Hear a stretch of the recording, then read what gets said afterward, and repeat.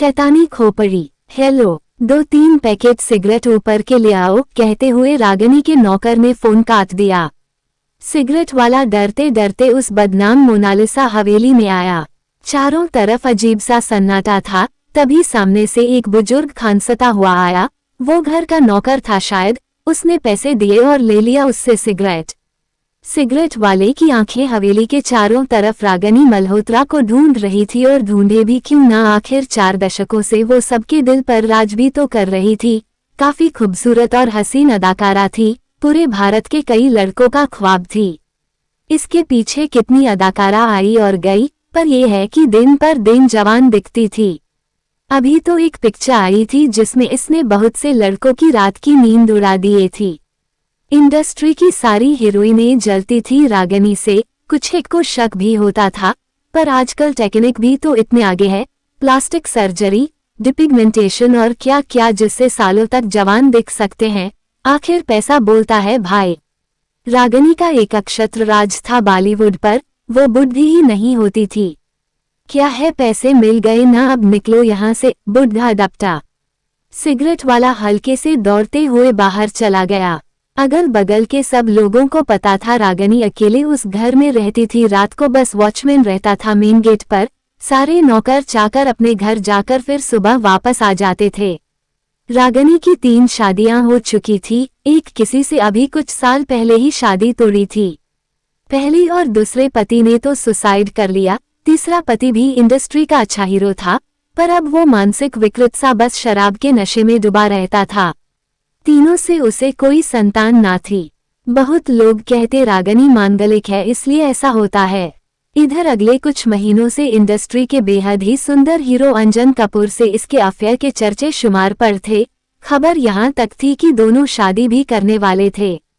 अंजन कपूर को रागिनी का सारा इतिहास पता था, पर परवाना क्षमा से कहा दूर रह पाता है। लड़के खींचे चले आते थे इसकी खूबसूरती से इसकी ओर। अंजन की एक गर्लफ्रेंड थी इंडस्ट्री में, करुणा भट्ट। लोग कहते हैं रागिनी के चक्कर में आकर ही अंजन ने करुणा से ब्रेकअप किया था। दबे मुंह ये भी बातें आती है कि करुणा का बॉलीवुड में करियर भी रागिनी के वजह से बर्बाद हुआ था, क्योंकि करुणा को इंडस्ट्री के एक जाने माने शोमैन हरीश भाई की पिक्चर में काम मिला था। पर उस वक्त रागिनी के पास कोई बड़ी फिल्म ना होने से उसने हरीश भाई से बात करके वो रोल खुद ले लिया था। अब अंजन के भी जाने के बाद करुणा टूट चुकी थी। उसने मन में सोचा वो रागिनी के घर जाकर उससे इस बारे में बात करेगी, पर करुणा अंदर जाती कैसे। उस मोनालिसा हवेली में बहुत गिने चुने लोग जाते थे, और करुणा को तो रागिनी के वॉचमैन तक जानते थे। उसका घुसना तो मुश्किल था। करुणा ने एक प्लान बनाया और वो धोखे से रूप बदलकर और बुर्का पहनकर हवेली में घुसी कि सीसीटीवी में ना दिख पाए, और हवेली में ही एक जगह पर छुपकर रह गई। मन में सोचा जैसे रात होगा बाहर निकलेगी और रागिनी से बात करेगी। उसको पता था रात में रागिनी हवेली में अकेली होती है। जैसे रात हुआ, करुणा रागिनी को ढूंढने लगी, पर रागिनी कहीं ना दिखी। बहुत ढूंढने पर उसे एक रूम से बूढ़ी औरत के खांसने की आवाज आ रही थी। उसने झांक कर उस रूम के डोर लॉक से देखा। सामने उसी कपड़े में जिसमें सुबह में रागिनी थी, एक पूरे झूले हुए मांस वाली, सफेद बालों से ढका चेहरा, झुका हुआ शरीर, एक बूढ़ी औरत बैठी थी। एकदम भयानक का सा दृश्य था। करुणा ने कैसे भी अपनी चीख को रोका। सामने उस बुढ़िया ने सिगरेट पीकर मेज पर रखा, और उसी मेज पर एक मानव खोपड़ी पड़ी हुई थी। थोड़ी देर में खोपड़ी भयानक चित्कार करती हुई हवा में रागिनी के चारों तरफ उड़ने लगी। हा हा हा हा हा हा, मेरी शक्ति अब क्षीण हो रही है। मुझे जल्दी तुम्हारे बच्चे की खून की बलि चाहिए, वरना तुम हरदम के लिए बुढ़ी रह जाओगी। जवान रहना है तुम्हें तो तुमको अपने बच्चे की बलि अगले 3 महीने में देनी ही होगी, वरना तुम हरदम के लिए ऐसे ही बुढ़ी रह जाओगी जैसे रात में रोज रहना होता है तुमको। हा हा हा हा हा हा, सुनो शैतानी खोपड़ी, अंजन कुमार का बच्चा मेरे गर्भ में पल रहा है। हमने छुपकर कोर्ट मैरिज कर ली थी। बस 2-3 महीने और फिर तुम्हें मेरे बच्चे की मानव बलि मिल जाएगी, रागिनी ने खांसते हुए कहा। पर ध्यान रखना अंजन कुमार को मेरा रहस्य ना पता चले, वरना सब किए पर पानी फिर जाएगा। कैसे तुम्हारे तीसरे पति को सब पता चल गया था तो मुझे उसको मानसिक विकृत करना पड़ा था। ये कहकर शैतानी खोपड़ी भयानक अट्टहास करने लगा। हा हा हा हा हा हा। तुम चिंता मत करो, उस बेचारे को तो ये भी नहीं पता कि मेरे गर्भ में उसका बच्चा पल रहा है। वैसे भी तुमने जो वायदा किया था उसके मुताबिक ये मेरे बच्चे की आखिरी बलि होगी। उसके बाद मैं तुम्हें दूसरे के बच्चों की बलि दे सकती हूँ, जो काफी आसान होगा मेरे लिए। उसके बाद मैं हरदम के लिए जवान हो जाऊंगी और रात में बूढ़ी भी नहीं होऊंगी।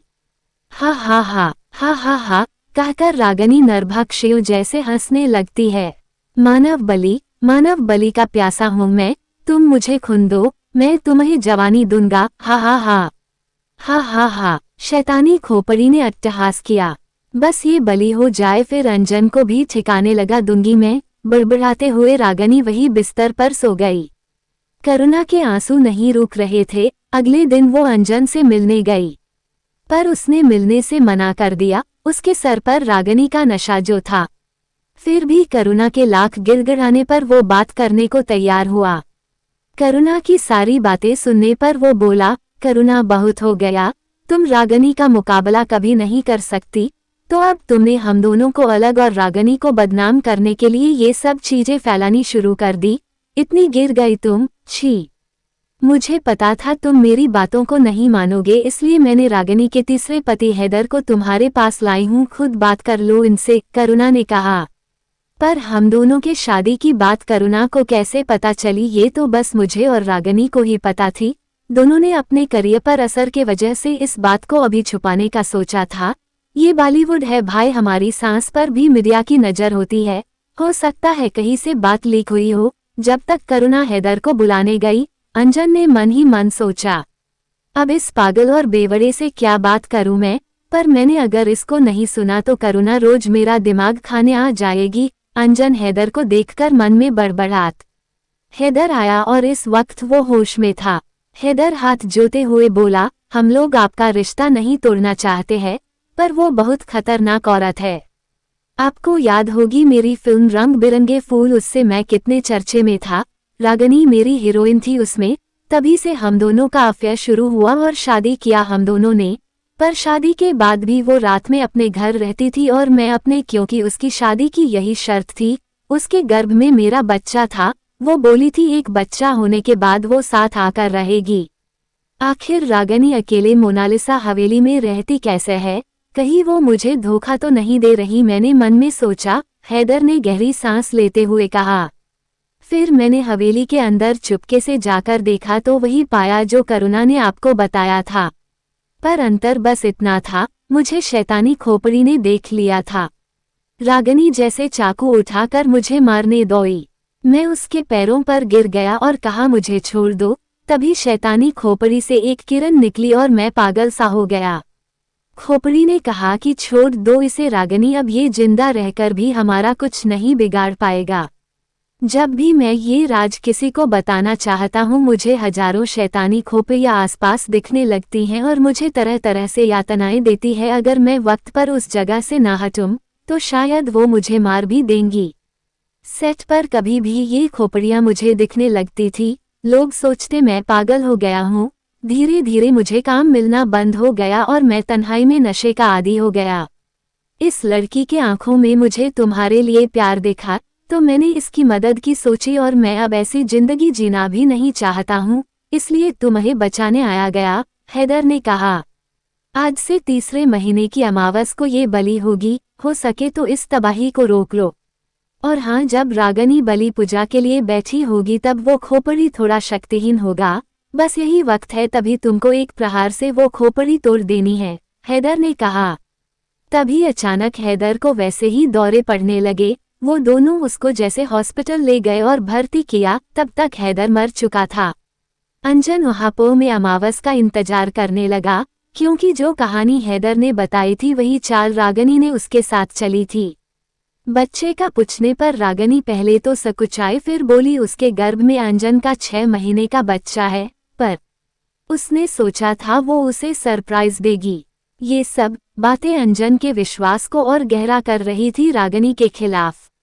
जिस हॉस्पिटल में रागिनी का बच्चा हुआ अंजन ने पता लगा लिया, पर रागिनी ने उससे छिपाया था। आखिर आ गया वो दिन अमावस का। दोनों छुप कर गए। देखा बुढ़िया रागिनी रात के 12 बजे अनुष्ठान पर बैठी थी। आंखें बंद कर कुछ मंत्र जप कर रही थी और पास उसका नवजात बच्चा पड़ा रो रहा था। उस बिलखते बच्चे को देखकर करुणा के अंदर की ममता जाग गई। उसने दौड़कर बच्चे को सीने से लगा लिया। तभी वो शैतानी खोपड़ी उड़कर आई और अंजना की आंखों को दांत से नोचकर निकाल दिया और जगह जगह चेहरे पर उसका मांस काटने लगा कि वो बच्चे को छोड़ दे। करुणा ने भयानक चित्कार किया और भारी वेदना से रोने लगी, पर शायद कोई दैवीय शक्ति उसके ऊपर आ गई थी कि उसने बच्चे को छोड़ा नहीं। ये देखकर रागिनी भी उसके ऊपर झपटी, पर वो शक्तिहीन रूप में थी, ज्यादा कुछ नहीं कर पाई। तभी अचानक से आवाज आई, कड़ाक खोपड़ी एक झटके में टूट गई थी अंजन के एक लाठी के वार से। रागिनी उठ के पागलों सी उस टूटे खोपड़ी के टुकड़ों को समेटने लगी और रोने लगी। उसको पता चल गया था अब वो हरदम के लिए इसी रूप में रह जाएगी। अंजन, करुणा और वो बच्चा अपने घर वापस आ गए थे। मोनालिसा हवेली से अब हरदम किसी बुधिया की चीख पुकार की आवाज आती थी। सब उसको भूतिया हवेली कहते थे। रागिनी रातों रात बॉलीवुड से गायब हो चुकी थी और कहाँ गायब हुई ये आज भी रहस्य थी दुनिया के लिए। करुणा अपने नाम के अनुरूप उस विकृत चेहरे के साथ ममता का सौंदर्य बिखेर रही थी और अब वो अंजन की बीवी थी।